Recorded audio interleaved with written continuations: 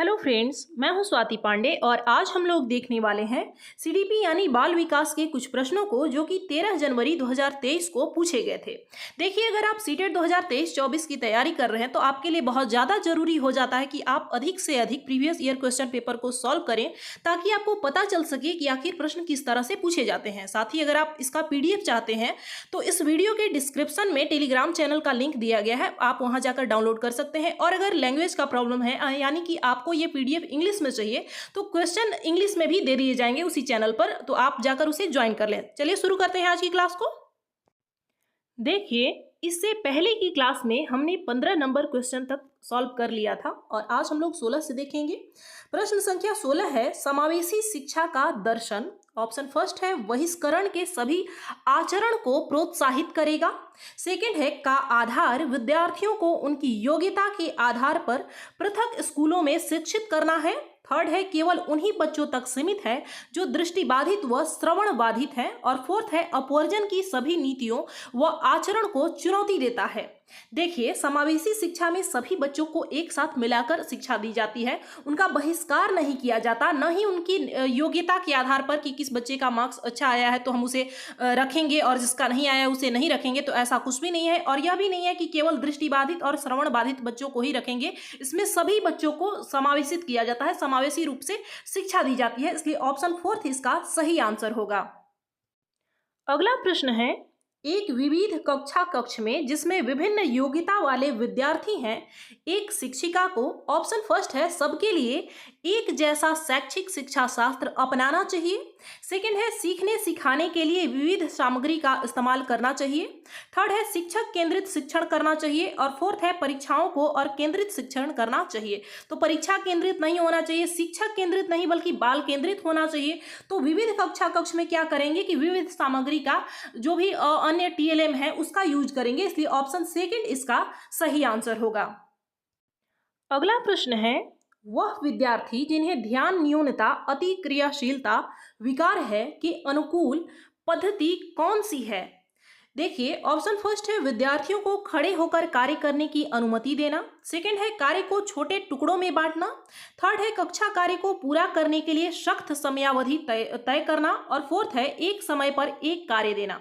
देखिए, जिन बच्चों में ध्यान न्यूनता अति क्रियाशीलता विकार होती है वो बच्चे एक से ज्यादा मतलब कार्य एक साथ नहीं कर पाते हैं, या फिर कुछ अगर लंबा उन्हें कार्य दे दिया जाए तो वो एक फिक्स समय में नहीं तय कर पाते हैं, पूरा नहीं कर पाते हैं। तो इसके लिए जरूरी है कि उन्हें अलग अलग कार्य न दिया जाए, एक समय पर एक ही कार्य दिया जाए, कार्य को छोटे टुकड़ों में यानी बांट कर दिया जाए, कम समय जिसमें लगे ऐसा कार्य दिया जाए। अगर बच्चा बैठकर काम करने को इच्छुक नहीं है तो उसे इतनी आजादी होनी चाहिए कि वो खड़ा होकर कार्य करे। तो इसलिए सख्त समयावधि हमें नहीं बनाना है, फिक्स नहीं करना है। बाकी के 3 ऑप्शन हमारा सही है, इसलिए ऑप्शन सेकंड इसका सही आंसर होगा। अगला प्रश्न है, निम्न में से कौन सा युग्म विद्यार्थी व उनकी पहचान के गुणधर्म का सही मिलान है। ऑप्शन फर्स्ट है सृजनात्मकता विद्यार्थी, समस्या समाधान में अनम्यता। सेकंड है स्वलीन विद्यार्थी, गति क्रियाओं का दोहराव। थर्ड है अधिगम कठिनाई वाले विद्यार्थी, बेहद कमजोर स्मृति। और फोर्थ है दृष्टिबाधित विद्यार्थी, सुनने में कठिनाई।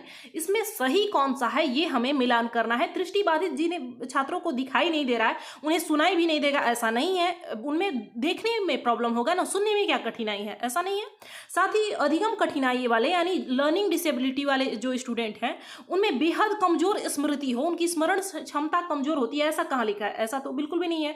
साथ ही जो सृजनात्मक विद्यार्थी होते हैं वो समस्या समाधान पर रिजिड नहीं होते हैं, एक ही तरीके से सॉल्व नहीं करते। अगर एक ही तरीके से सॉल्व करेंगे तो वो सृजनात्मक कहाँ से हुए, इसलिए यह भी गलत है।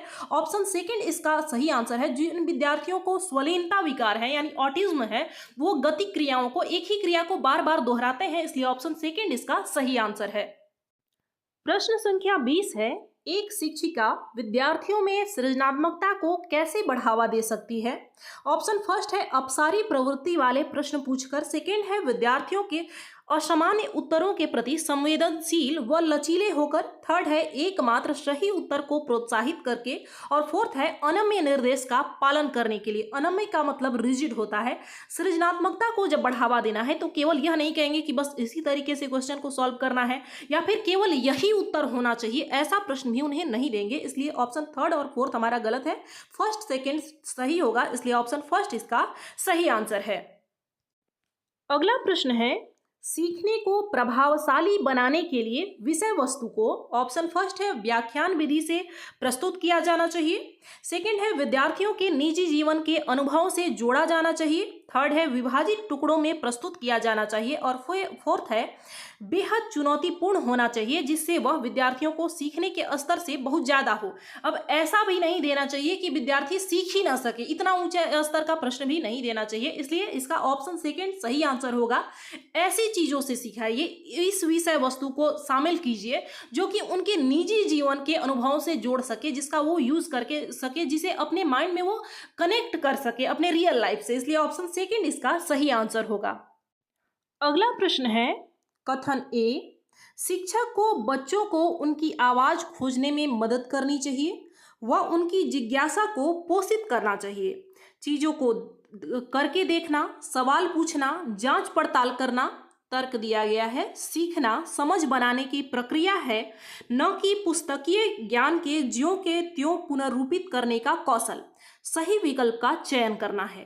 तो देखिए बिल्कुल सही बात है कि बच्चों को उनकी जिज्ञासा को पोषित करना चाहिए। बच्चे क्या बोल रहे हैं, कैसे चीज़ों को देख रहे हैं, उन्हें सवाल पूछने की आज़ादी होनी चाहिए, जांच पड़ताल करने की आज़ादी होनी चाहिए। सीखना क्या है, लर्निंग क्या है, यह पुस्तकीय ज्ञान को ज्यों का त्यों सुना देना, रटकर सुना देना नहीं है, बल्कि खुद से सीखना है। तो इसलिए यह दोनों ही सही है, कथन और तर्क जो है वो दोनों सही है, इसलिए ऑप्शन फर्स्ट इसका सही आंसर होगा।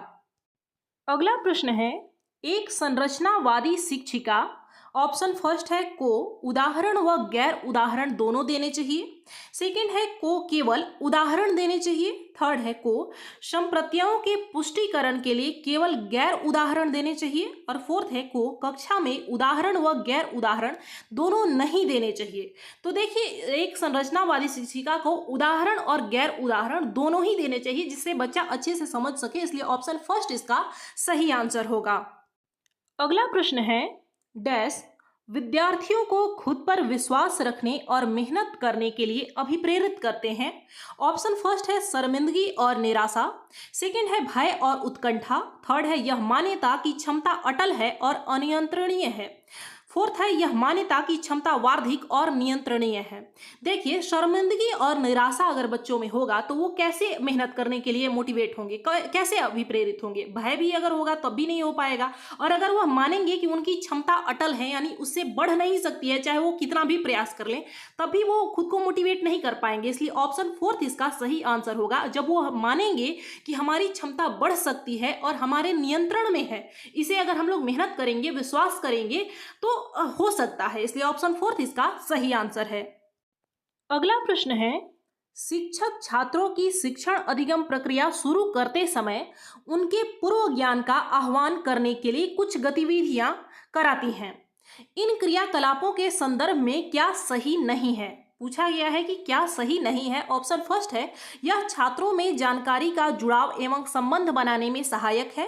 सेकंड है यह समय और संसाधन की बर्बादी है। थर्ड है यह शिक्षण अधिगम प्रक्रिया को प्रभावी बनाने में सहायक नहीं है। और फोर्थ है यह अधिगम के लिए तैयार करने की एक सकारात्मक और वैज्ञानिक पहल है। जैसे हम लोग जानते हैं कि जब भी हम सबसे पहले क्लास में जाते हैं वहाँ प्रस्तावना के कुछ प्रश्न पूछते हैं ताकि जान सके कि बच्चे क्या जानते हैं क्या नहीं जानते हैं, जो हमें पढ़ाना है उससे कितने जुड़े हुए हैं। तो यह क्या है, यह हम नहीं कह सकते कि समय और संसाधन की बर्बादी नहीं है, बल्कि यह एक प्रभावी और वैज्ञानिक तरीका है। तो इसमें हमसे क्या पूछा गया है कि क्या सही नहीं है, तो यह समय और संसाधन की बर्बादी है, ऐसा कहना गलत होगा। साथ ही यह भी नहीं कह सकते कि शिक्षण अधिगम प्रक्रिया को प्रभावी बनाने में सहायक नहीं है, बल्कि यह सहायक है। इसलिए सेकेंड और थर्ड इसका सही आंसर होगा, जो कि ऑप्शन फोर्थ में दिया गया है, इसलिए ऑप्शन फोर्थ इसका सही आंसर है। अगला प्रश्न है एक शिक्षक छात्रों को चिंता से निपटने में कैसे मदद कर सकता है? ऑप्शन फर्स्ट है उन्हें कड़ी सजा देकर, सेकंड है पुरस्कार देकर, थर्ड है प्रत्यास्मरण व बार बार अभ्यास करने के लिए कहकर, फोर्थ है उनसे उनकी भावनाओं के बारे में बात करके और उनसे जूझने में मदद कर सकता है। तो देखिए, आपको कड़ी सजा नहीं देनी है, पनिशमेंट नहीं देना है, कोई भी पुरस्कार अगर आप देंगे तो इससे भी वो चिंता से नहीं निपटेंगे। प्रत्यास्मरण यानी बार बार आप किसी को ड्रिल और प्रैक्टिस करने के लिए कहेंगे तब भी वह चिंता से नहीं निपटेगा। ऑप्शन फोर्थ इसका सही आंसर होगा। अगला प्रश्न है, शिक्षक बच्चों को आंतरिक रूप से प्रेरित शिक्षार्थी बनने के लिए कैसे प्रोत्साहित कर सकते हैं? ऑप्शन फर्स्ट है उच्च उपलब्धि वाले शिक्षार्थियों की प्रशंसा करके, सेकंड है कम उपलब्धि वाले शिक्षार्थियों को दंड देकर, थर्ड है उन्हें शिक्षक की नकल करने के लिए बढ़ावा देकर, और फोर्थ है सीखने में आनंद की भावना पैदा करके। देखिए, आपको बच्चों को दंड किसी भी स्थिति में नहीं देना है, नहीं केवल नकलची बनने के लिए प्रेरित नहीं करना है कि हमारी नकल करो। और अगर हम किसी विद्यार्थी की प्रशंसा करते हैं तो यह बाह्य अभिप्रेरणा हुआ, न कि आंतरिक हुआ। आंतरिक रूप से कब बच्चा मोटिवेट होता है पढ़ने के लिए? जब वो जो भी सीख रहा है, जो भी पढ़ रहा है, उसके अंदर उसे सीखने में मजा आए, अच्छा हो, उसके अंदर इंटरेस्ट पैदा हो। इसलिए ऑप्शन फोर्थ इसका सही आंसर होगा।